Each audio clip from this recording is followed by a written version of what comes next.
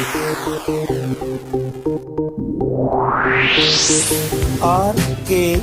स्वागत है दोस्तों आपका एक बार फिर से हमारे YouTube चैनल RKB कैंफी वीडियोस में।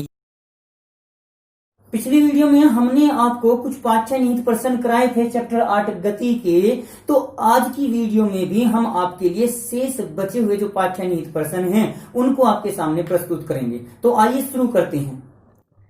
एक ट्रॉली एक अनंत तल पर 2 मीटर प्रति सेकंड स्क्वायर के त्वरण से नीचे जा रही है। गति प्रारंभ करने के 3 सेकंड के पश्चात उसका वेग क्या होगा।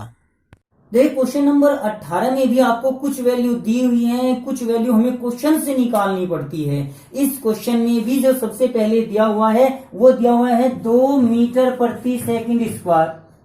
कुछ राशियों को आप मात्रक से पहचान लीजिए। जैसे ये कह दिया है कि अनंत मतलब झुके हुए तल पर, इस प्रकार से कोई तल झुका हुआ है ये ऐसे, तो इस झुके हुए तल पर कोई वस्तु नीचे की ओर खिसक रही है, लुढ़क रही है, अपने आप फिसल रही है।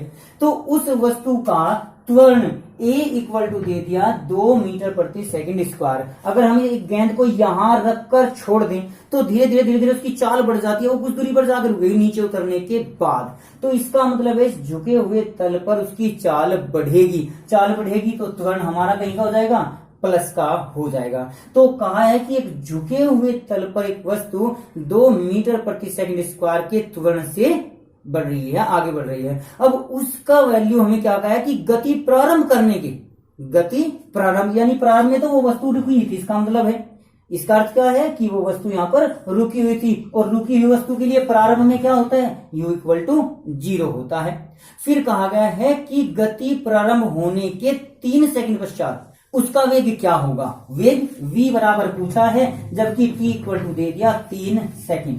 ये मीटर प्रति सेकंड स्क्वायर सेकंड में है, 3 सेकंड है, सेकंड में है। तो अब तो हमें कोई वैल्यू बदलनी ही नहीं है, तो डायरेक्ट गति का पहला समीकरण लगाइए। गति के प्रथम समीकरण से, गति का प्रथम समीकरण है v equal to u plus a t।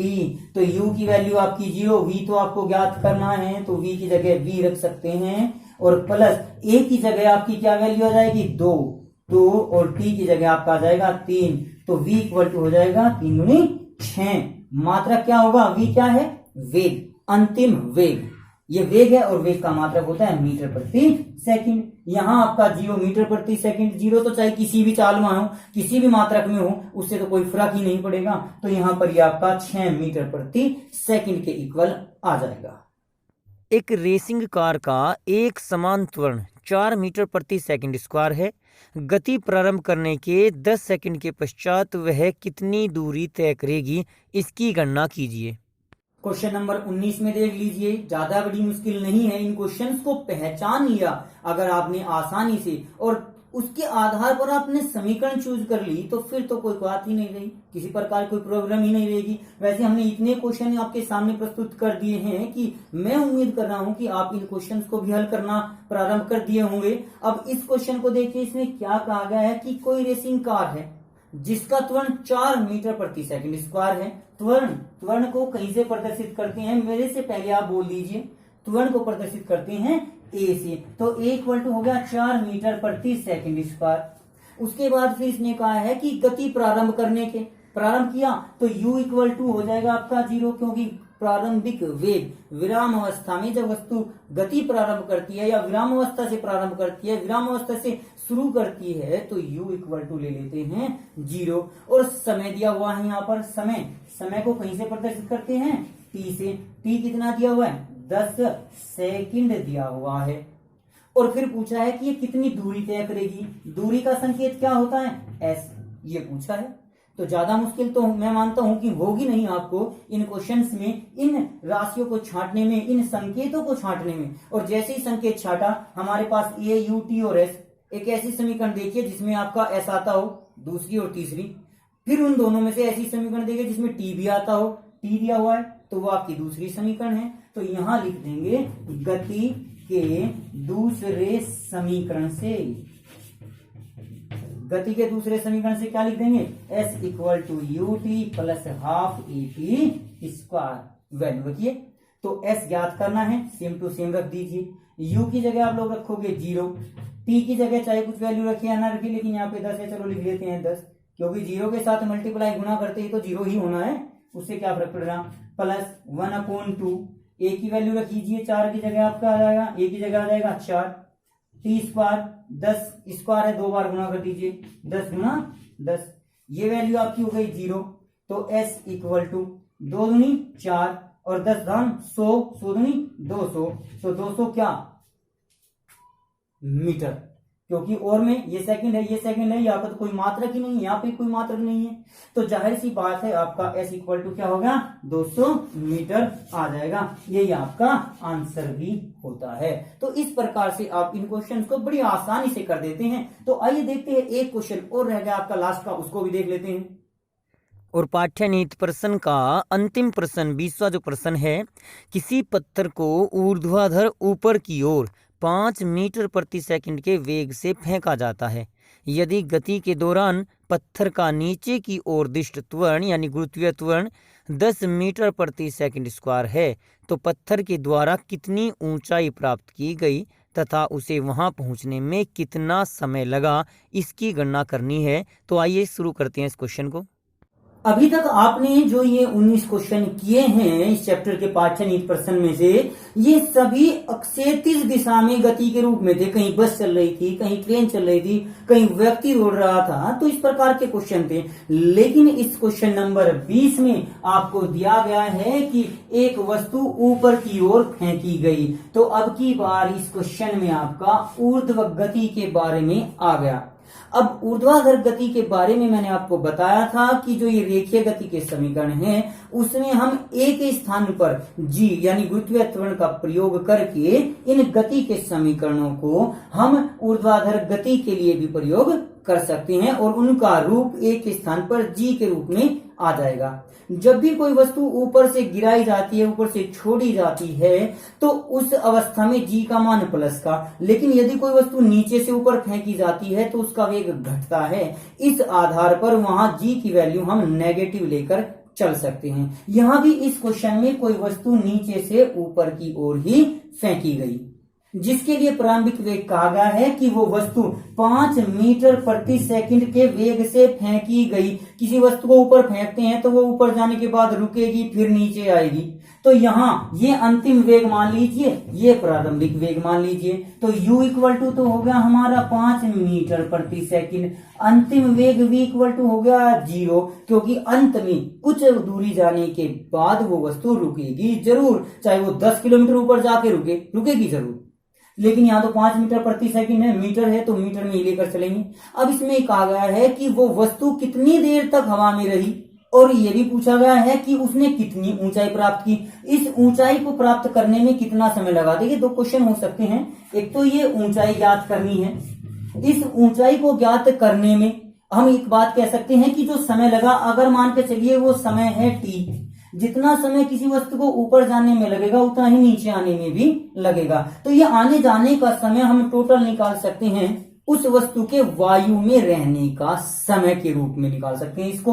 तो हमें तो केवल ये t और ये h याद करना है। तो ये लिख लीजिए t equal to question mark, h equal to question mark, जबकि g की वैल्यू इसने दे दी है 10 मीटर प्रति सेकंड स्क्वायर के रूप में ये वैल्यू दे दी गई है। तो अब इन क्वेश्चंस को सोल्व करने के लिए आप लोग गति के समीकरण लगा लीजिए। देखिए जब t h की जगह हमारा क्या है h s एक जगह ले सकते हैं, दूरी है, सीधी सी बात है। अब दूरी जो आती है वो दूसरे और तीसरे समीकरण में आती है, लेकिन दूसरे समीकरण में हमारा t भी आता है। यहाँ हमारे h और t दोनों अज्ञात हैं, इसलिए पहले या तो t को ज्ञात कीजिए या h को। तो गति के पहले समीकरण से, यहाँ पर हमें पूरा लिखना पड़ेगा, गति के प्रथम समीकरण से क्या है, गति का प्रथम समीकरण v equal to u plus a t, और a की जगह हम क्या लिखेंगे g, क्योंकि ये ऊर्ध्वाधर गति है।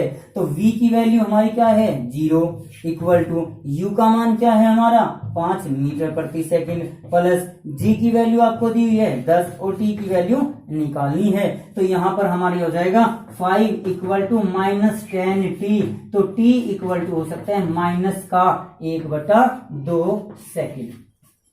अब यहां माइनस हमारा ये गलत हो गया। अब एक बात देखिए, ये गलती क्यों हुई। अक्सर समय हमारा कभी भी ऋणात्मक नहीं आएगा। ऋणात्मक वैल्यू क्या होगी हमारी त्वरण की, इस बात का विशेषता ध्यान रखना। मैंने ये क्वेश्चन प्लस के रूप में किया है, जबकि मैं आपको बार बार बता भी रहा था। तो इस बात को विशेषता ध्यान रखना कि जब कोई वस्तु ऊपर से नीचे आती है तो ये वैल्यू प्लस की आएगी, और ये वस्तु हमारी नीचे से ऊपर फेंकी गई है, इसलिए कैसे आएगी, माइनस की। जैसे ही हम यहाँ माइनस लेकर चलेंगे, ये माइनस, अब ये वैल्यू क्या आ जाएगी, प्लस, अब ये हमारा हो गया प्लस। अब समय सही है, समय कभी भी ऋणात्मक नहीं होता, इस बात का ध्यान रखना। तो अक्सर इन वैल्यू को, इन समीकरण को कहां कैसे प्रयुक्त करना है, ये आप जब प्रैक्टिस करेंगे तभी आपको अच्छी प्रकार से समझ में आएगा। तो हमारा ये वैल्यू नीचे से ऊपर की ओर गति करने के कारण माइनस लिया गया, अगर ये ऊपर से नीचे की ओर गति करते तो यहां पर हमारा प्लस आ जाता। तो टी का मान हमारा आ गया 0.5 सेकंड के इक्वल। अब आप गति का दूसरा समीकरण लगा दीजिए, तीसरा आपको s की वैल्यू, जो h यहाँ पर दिया हुआ है, उसकी वैल्यू ज्ञात हो जाएगी। तो चलिए हम यहाँ गति के तीसरे समीकरण से इसको हल करने की कोशिश करते हैं। तो थर्ड समीकरण से v square equal to u square plus 2ah।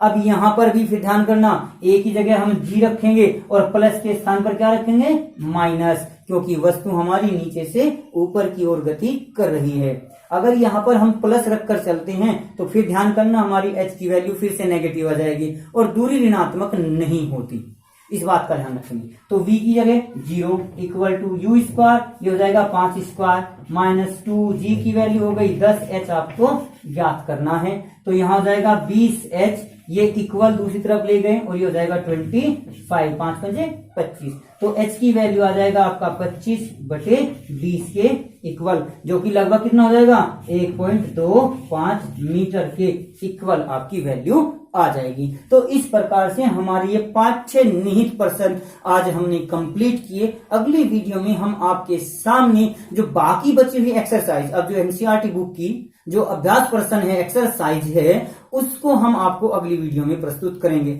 उम्मीद करते हैं कि इन 5-6 निहित प्रश्नों को आपने आसानी से और अच्छी प्रकार से समझ लिया होगा, और इसके आधार पर कुछ क्वेश्चंस अगर आपके सामने आते हैं तो आप उनको सोल्व कर लेंगे। लेकिन अगर फिर भी आपको कहीं कोई प्रॉब्लम आती है तो हर वीडियो की तरह इसमें भी मैं आपको कहना चाहूंगा कि आप अपनी समस्याओं को कमेंट बॉक्स में लिख दें, और उसके बाद हम आपके सामने उनकी समस्याओं का समाधान जरूर करने की कोशिश करेंगे। जहां तक संभव होगा हम आपको कमेंट बॉक्स में जरूर रिप्लाई करेंगे।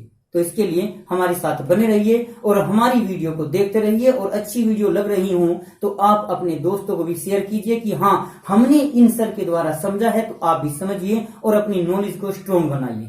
धन्यवाद। आज की वीडियो में बस इतना ही। अगली वीडियो प्राप्त करने के लिए हमारे चैनल को सब्सक्राइब करें, वीडियो को लाइक करें, और अगर वीडियो अच्छी लगे तो कमेंट्स करें और दोस्तों को भी शेयर करें।